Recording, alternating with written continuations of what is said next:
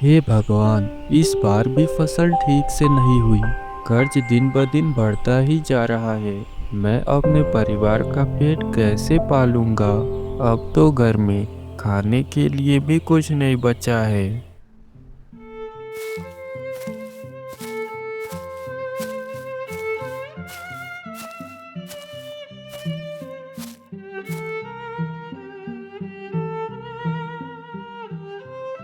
अरे बंसी भाई, क्या बात है? आज आप बड़े परेशान लग रहे हो।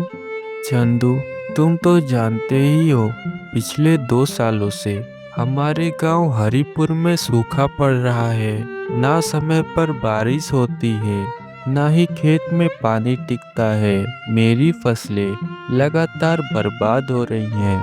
कर्ज इतना बढ़ गया है कि अब लगता है मानो पूरा जीवन भी उसे चुकाने में कम पड़ जाएगा। बंसी भाई, मैं जानता हूँ कि हालात बहुत खराब है, लेकिन इसका मतलब ये तो नहीं कि आप हिम्मत ही हार जाएं। चंदू, हिम्मत ही तो अब टूट गई है। खेत में हर बार मेहनत करता हूँ, लेकिन फसल का हाल ऐसा होता है कि हाथ कुछ भी नहीं आता। कभी पानी धोखा दे देता है, तो कभी मिट्टी ही साथ छोड़ जाती है।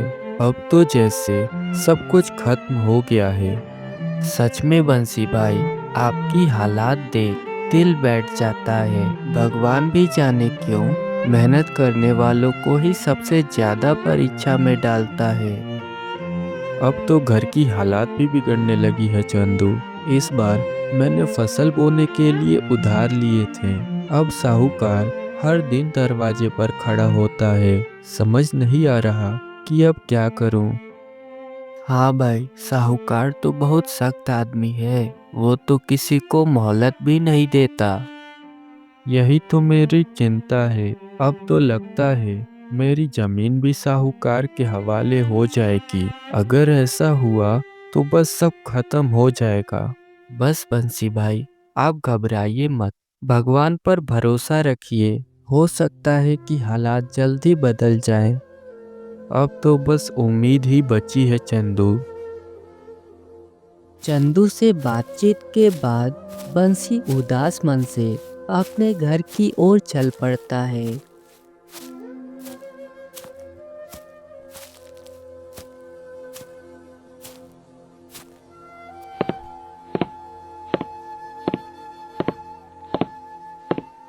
अजी, आप कहाँ रह गए थे? मैं कब से आपका इंतजार कर रही हूँ। वो चंदू से कुछ बातें कर रहा था।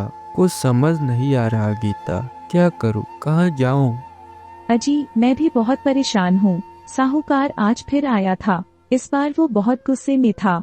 2 बार आ चुका है वो, और साफ साफ कह गया है कि अगर इस बार पैसे नहीं दिए तो वो हमारा घर और जमीन अपने कब्जे में ले लेगा।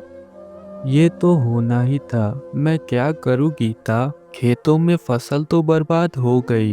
कोई कमाई का दूसरा जरिया भी नहीं है। जो बचा कुचा था वो भी पिछले कर्ज में चला गया।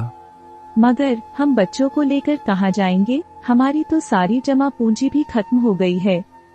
जानता हूँ गीता, लेकिन अब मैं करूँ तो करूँ क्या? दिन भर खेत में मेहनत करता हूँ, फिर भी कुछ हाथ नहीं आता। भगवान ही जाने ये दुख कब खत्म होगा। अजी, मैं जानती हूँ आप बहुत मेहनत कर रही हो, पर अब हमें कुछ करना होगा। साहूकार इस बार सच में बड़ा कदम उठा सकता है। हाँ गीता, अब वक्त भी नहीं बचा। अगर जल्दी कोई रास्ता न निकला तो हमारी सारी जमीन भी हाथ से निकल जाएगी। बंसी थके हुए कदमों से साहूकार के हवेली पहुंचता है। उसका चेहरा मुरझाया हुआ था और माथे पर चिंता की लकीरें साफ दिख रही थीं। साहूकार अपने आंगन में बैठा हुआ था। बंसी डरते डरते उसके पास जाता है। नमस्ते साहूकार जी। अरे बंसी, तू फिर आ गया। मैंने तुझे पहले ही कह दिया था कि इस बार बहानेबाजी नहीं चलेगी। साहूकार जी, मैं जानता हूँ कि आपने मुझे पहले भी बहुत समय दिया है, लेकिन इस बार मेरी फसल पूरी तरह से बर्बाद हो गई। बारिश न होने से खेत सूख गए और जो थोड़ा बहुत उगा था वो भी सूखा पड़ गया। मेरी हालात आपसे छिपी नहीं है, बस थोड़ा समय और दे दीजिए। मैं जैसे तैसे मेहनत करके आपका सारा कर्ज चुका दूंगा। अब यही तो तेरी चालाकी है। पहले कहता था फसल के बाद दूंगा, फिर कहता है बारिश के बाद दे दूंगा, और फिर वही बात। नहीं साहूकार जी, मेरी कोई चालाकी नहीं है। मैं सच कह रहा हूँ, बस कुछ समय और दे दीजिए। मेरा परिवार भूख से बिलख रहा है, घर में खाने तक के लिए कुछ नहीं है। मैं सच में बहुत मजबूर हूँ। बंसी, तेरी मजबूरी मेरी परेशानी नहीं है। मैंने तुझे उधार दिया था ताकि तेरा भला हो सके, लेकिन अब ये तेरी आदत बन गई है। मैं और मोहलत नहीं दे सकता। साहूकार जी, बस 2 महीने का समय और दे दीजिए। इस बार मैं सच में मेहनत करके कुछ ना कुछ इंतजाम कर लूंगा। बंसी, अगर तूने इस हफ्ते तक मेरा कर्ज नहीं चुकाया तो समझ ले कि तेरा घर और जमीन अब मेरी होगी। साहूकार जी, मैं आपसे हाथ जोड़कर विनती करता हूँ, अगर मेरी जमीन छिन गई तो मेरे पास कुछ भी नहीं बचेगा। मेरे परिवार के सिर पर छत तक नहीं रहेगी। देख बंसी, ये मेरी आखिरी चेतावनी है। इस हफ्ते के आखिरी तक मेरे पैसे लौटा देना, वरना तेरे जमीन और घर पर मैं कब्जा कर लूंगा। फिर कोई मिन्नत विनती काम नहीं आएगी। बंसी दुखी और उदास मन से वहां से लौट पड़ता है। उसकी आंखों में डर साफ झलक रहा था। घर लौटते हुए उसके मन में बस एक ही सवाल घूम रहा था कि अब मैं क्या करूं।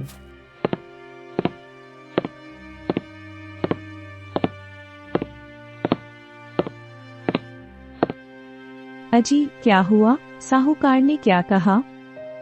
क्या कहेगा, वही जो हर बार कहता है। इस बार तो साफ साफ बोल दिया कि अगर हफ्ते भर में पैसे नहीं लौटाए तो घर और जमीन सब छीन लेगा।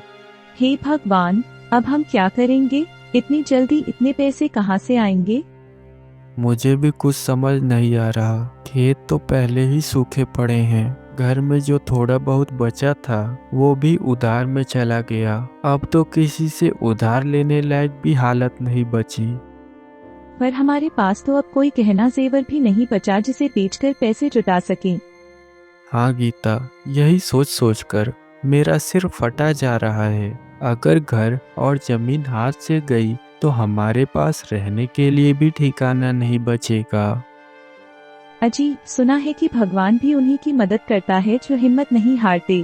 कुछ तो रास्ता होगा। रास्ता ही तो नजर नहीं आ रहा है। ऐसा लग रहा है मानो सारी दिशाएं बंद हो गई हैं। अजी, आप हमेशा कहते थे कि मेहनत करने वालों का साथ भगवान कभी नहीं छोड़ते। हाँ गीता, मैं जानता हूँ, पर सच कहूँ तो अब मुझे अपने हाथ पैर भी कमजोर लगने लगे हैं। इतनी मेहनत करने के बाद भी जब बार बार हार मिलती है तो इंसान का हौसला भी टूट ही जाता है। अजी, चाहे जो हो जाए, लेकिन हम हार नहीं मान सकते। इस मुश्किल परिस्थिति में हमें हिम्मत रखनी होगी। तुम ठीक कहती हो गीता, इस पर मैं आखिरी दम तक कोशिश करूँगा। चाहे जैसे भी हो, हमें इस मुसीबत से निकलना ही होगा। फिर वे दोनों बिना खाए इस आस में सो जाते हैं कि शायद कल कोई रास्ता निकल आए।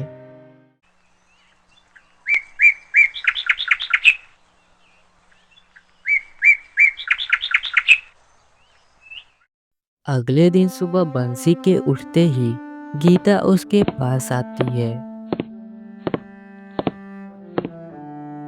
अजी, जरा सुनिए। हाँ गीता, कहो, क्या बात है?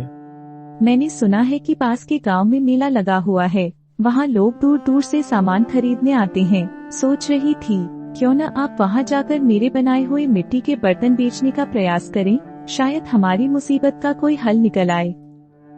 गीता, बात तो तुम सही कह रही हो, पर क्या हमारे बर्तन कोई खरीदेगा भी? अजी, जब हालात ऐसे हो तो छोटी से छोटी उम्मीद भी बड़ी लगने लगती है। वो मिट्टी के बर्तन मैंने बहुत मेहनत से बनाया है। अगर भगवान ने चाहा तो कोई न कोई खरीद ही लेगा। हाँ गीता, बात तो तुम्हारी सही है। जब खेत खलिहान सब धोखा दे गए हैं तो अब कुछ और करने में हर्ज भी क्या है। तो ठीक है, मैं अभी बर्तनों को टोकरी में रखकर तैयार कर देती हूँ।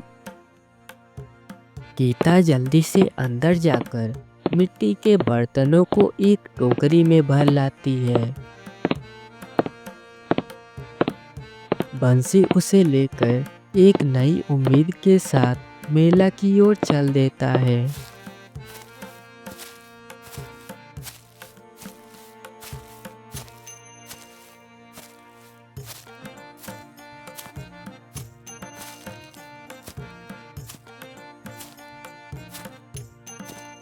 कुछ देर चलने के बाद वह उस स्थान पर पहुंच जाता है जहां मेला लगता था।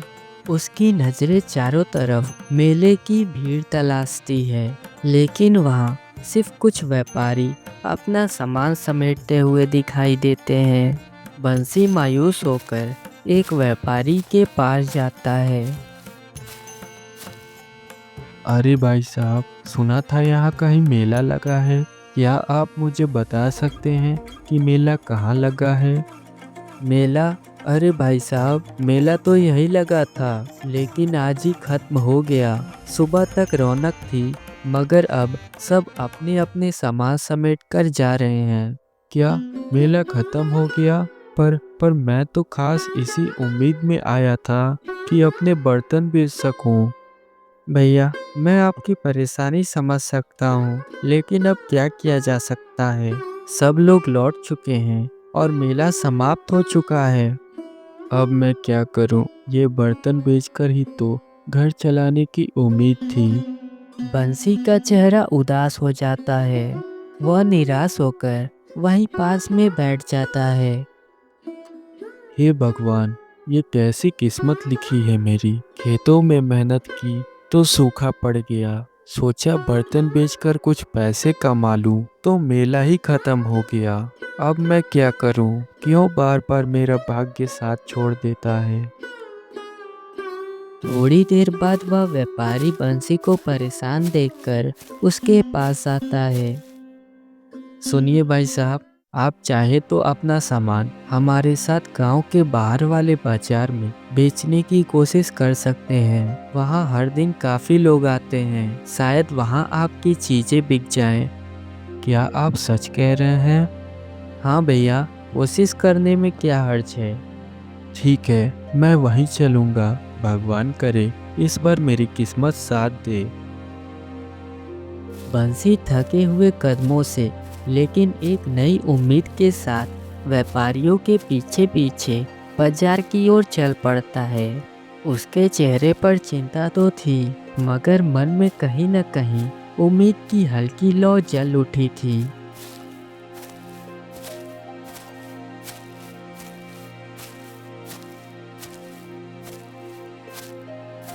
कुछ ही देर में वह उन व्यापारियों के साथ बाजार पहुंच जाता है। बाजार में भीड़ को देखकर बंसी खुश हो जाता है। वाह, सच में यहाँ तो खूब भीड़ है। लगता है भगवान ने मेरी सुन ली। बंसी जल्दी से बाजार में एक कोना तलाशता है और वहां अपनी टोकरी रखकर खुद भी बैठ जाता है। आइए आइए, बढ़िया मिट्टी के बर्तन ले जाइए। सस्ते दाम में सुंदर और मजबूत बर्तन। धीरे धीरे बंसी के पास लोग आने लगते हैं।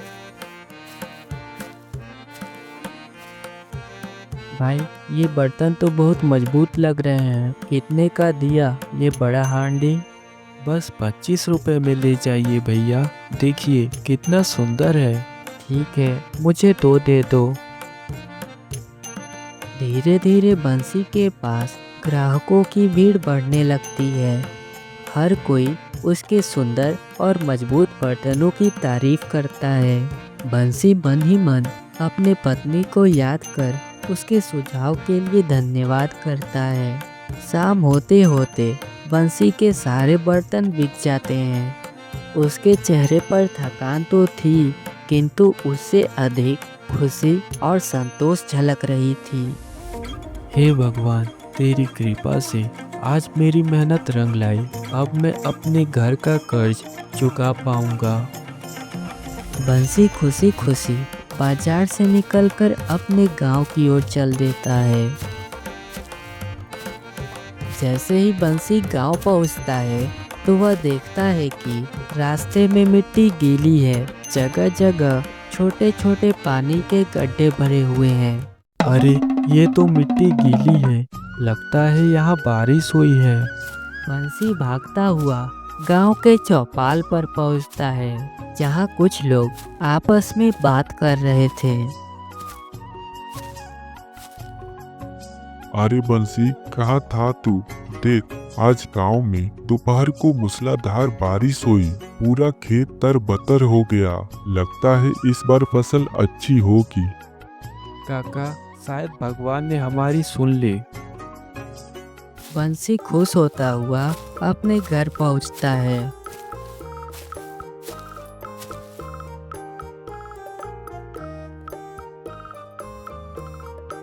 अजी, आप आ गए।